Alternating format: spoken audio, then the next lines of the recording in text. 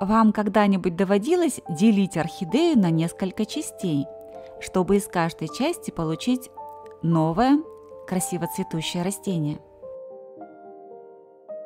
Если такого опыта у вас еще нет, это видео будет для вас необыкновенно интересным и полезным. Привет, друзья! Вы на канале Классика орхидейного жанра. Это видео 11-месячная история жизни одной маленькой орхидеи, которая родилась под водой. Мы со зрителями прозвали ее Ихтиандрой. И если вы не знаете, как за 10 месяцев вырастить новую орхидею из остатков прежней, это видео точно для вас. Но давайте, как всегда, обо всем по порядку. Фаленопсис с торговым названием Фронтера в моей коллекции уже более 3,5 лет. Надо признать, что это сорт с определенными странностями в развитии.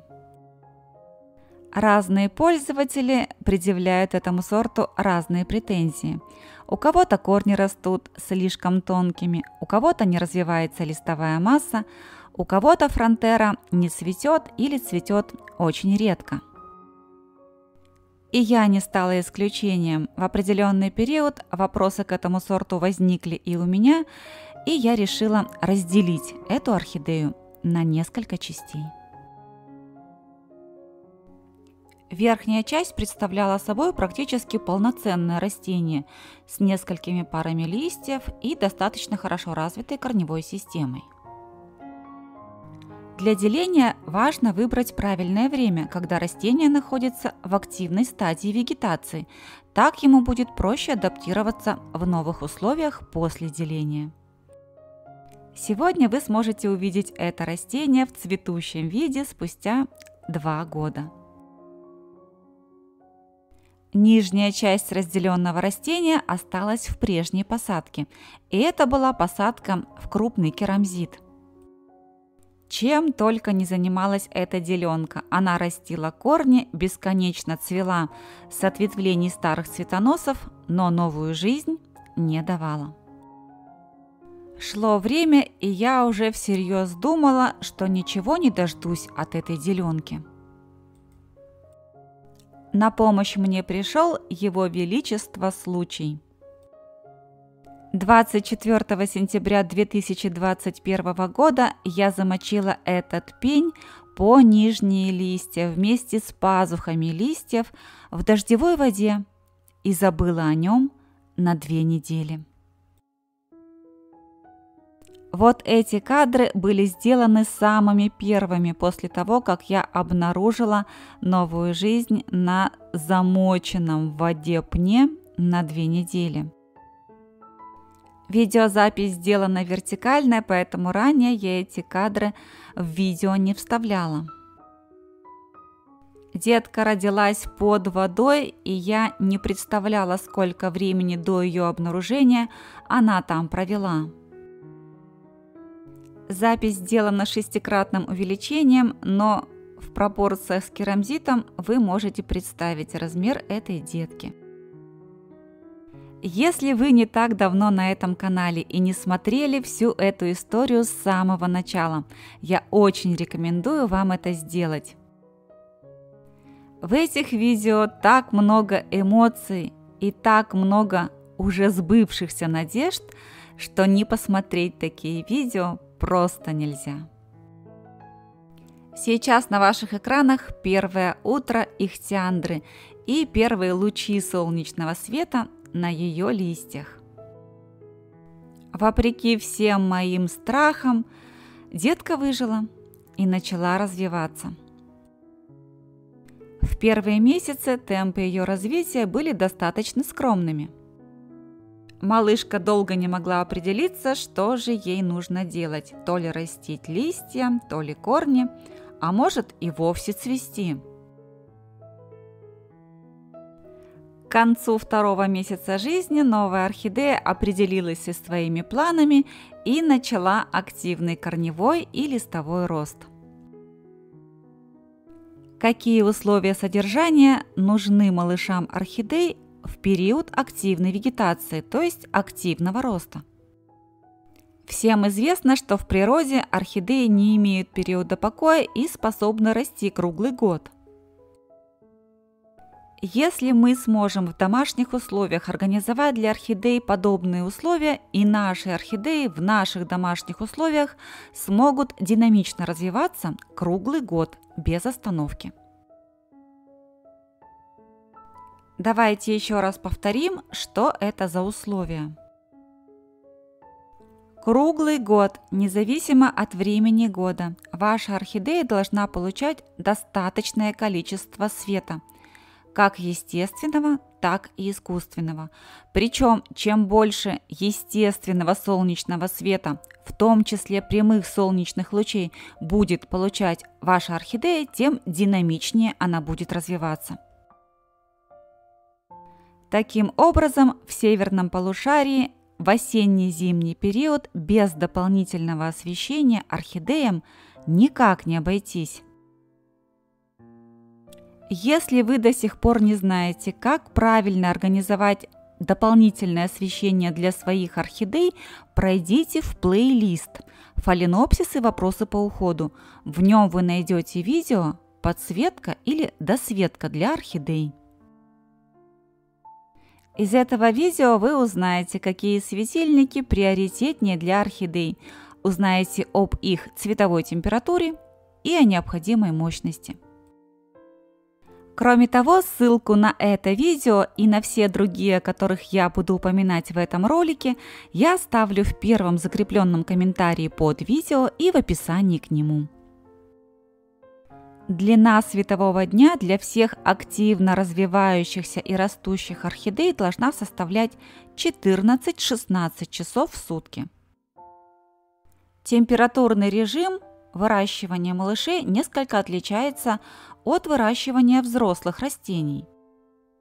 Малышам нужны стабильные температуры без резких перепадов и колебаний. Оптимальный температурный фон для выращивания маленьких растений от 18 до 24 градусов. Обязательным элементом ухода за маленькими растениями для инициации их быстрого роста являются водные процедуры. И сколько бы противников водных процедур вы не встретили на своем пути, помните, что любая водобоязненность – это прежде всего от недостатка знаний. Любые водные процедуры, будь то купание или опрыскивание, при правильно организованных условиях содержания орхидеи позволяют им осуществлять процесс С3 фотосинтеза в дневное время. Во всех остальных случаях орхидея экономит воду и существует за счет КАМ – пути фотосинтеза, то есть запасает углекислый газ исключительно в ночное время. В этом случае орхидеи развиваются и растут медленно, а любители орхидей гневаются, дескать, в теплицах орхидеи подкармливают, поэтому они развиваются так быстро, а в домашних условиях сделать это невозможно. А я говорю, возможно, если изучить физиологию орхидей, создать для них правильные и благоприятные условия для развития и обеспечить необходимый уход. Самое главное в уходе за орхидеями – это обеспечение их достаточным количеством воды. Для всех маленьких, больных, реанимационных орхидей, а также орхидей с маленьким количеством корней я рекомендую микрополив. Основным водозапасающим элементом на корнях орхидей является виламен. У этого элемента корня орхидеи есть свои пропускная и накопительная способности. У молодых растений нет достаточно мощного виламена, и поэтому у них низкая пропускная и накопительная способности. Молодым растениям воду нужно давать часто и по чуть-чуть. Тысячи зрителей уже воспользовались этим разработанным мною методом полива орхидей, микрополивом, и получили грандиозные результаты. И если вы один из таких зрителей, напишите об этом пару слов в комментариях. Часто и по чуть-чуть – это 1-2 столовые ложки в корне орхидеи каждое утро и каждый вечер. Во время активного роста, независимо от сезона, маленькая орхидея должна получать большое количество воды.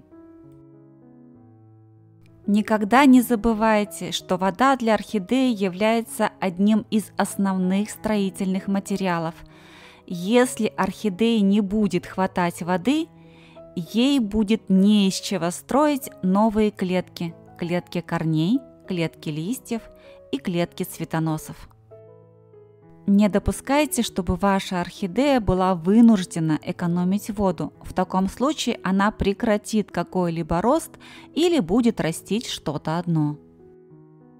Самое главное в уходе за орхидеей – соблюсти баланс 3 элементов – света, воды и воздуха. Когда вы поймете это и обеспечите орхидею всем необходимым, вы удивитесь, как быстро и динамично она будет расти. Маленькое растение будет развиваться крепким, здоровым и необыкновенно красивым. Кроме обыкновенной кипяченой воды, в уходе за этой малышкой я использовала лекарственные настои целебных растений. Обо всем этом вы можете узнать из предыдущих видео по заданной теме. Ссылки на видео, как всегда, оставлю. В последнее время в комментариях все чаще спрашивают, можно ли смешивать соки этих растений или настои из них. Смешивать соки не нужно, а для изготовления настоев можно использовать несколько лекарственных растений одновременно. Это могут быть комбинации толстянки и алоэ, алоэ и каланхоэ в любых пропорциях и вариациях. Микрополив орхидей с помощью подобных настоев не только лечат орхидеи, не только укрепляют их иммунитет, но и снабжают орхидеи всеми необходимыми минеральными составляющими и витаминами. Природные средства 3 в одном – вылечат, подстегнут иммунитет и снабдят вашу орхидею всем спектром микроэлементов, аминокислот и витаминов. Для приготовления настоя необходимо 2-3 листа лекарственных растений. Настой готовится 12 часов и прекрасно хранится в холодильнике несколько дней. С такими природными помощниками в свой полугодовой юбилей малышка имела уже 5 листьев. Видео о 8-месячном юбилее малышки было на канале последним, и вы видели эту маленькую орхидею вот в таком виде. В том же видео я поделилась с вами великой радостью. У малышки появился первый в ее жизни цветонос. Посмотрите, каким маленьким он был ровно 3 месяца назад. И сейчас я буду знакомить вас с теми событиями, свидетелями которых вы еще не были. Цветонос развивался достаточно стремительно и к концу июня уже показался из-под листа. Он тянулся к источнику естественного света. Одновременно с этим у маленькой орхидеи рос новый лист и бурно развивалась корневая система. Тогда я вовсю ломала себе голову, сколько бутонов будет на первом в жизни орхидеи цветоносе. Еще через месяц стало понятно, что их будет 3. Цветонос малышки я тоже формировала с помощью веточки гибискуса. Все как у взрослых. Стоит отметить, что за все прежние 10 месяцев жизни маленькой орхидеи листья на деленке никак не пострадали. Они по-прежнему сохранили свой тургор, цвет и общее состояние. Приближающийся распуск первого в жизни орхидеи бутона был для меня невероятно волнительным, ведь я вырастила эту орхидею с нуля. Одно дело ждать распуск первого бутона у орхидеи, которую за тебя вырастил кто-то в теплице, и совсем другое дело, когда ты видел эту орхидею еще маленькой, только развивающейся меристемой, а теперь перед тобой растение, которое распускает первый цветок в своей жизни. В этот момент интересно все, каким будет этот цветок, насколько ярким, насколько красивым, какого размера. И сейчас мы с вами сможем ответить на все эти вопросы. Одновременно с малышкой свои цветоносы формировала и верхняя часть деленки. Таким образом, у нас есть возможность сравнить цветение маленькой орхидеи, которая зацвела в свой 10-месячный юбилей, и верхней части взрослого и полноценного растения. Итак, друзья, внимание на экран. С правой стороны на ваших экранах начинающееся цветение ихтиандры, с левой стороны цветение верхней части деленки. Первое, что бросается в глаза, это разный размер цветка. У маленького растения он практически в 1,5 раза меньше, чем у взрослого. Первый вывод, который напрашивается: у молодых растений цветы всегда меньшего размера, чем у взрослых. Существенных различий в расцветке цветка я не нашла.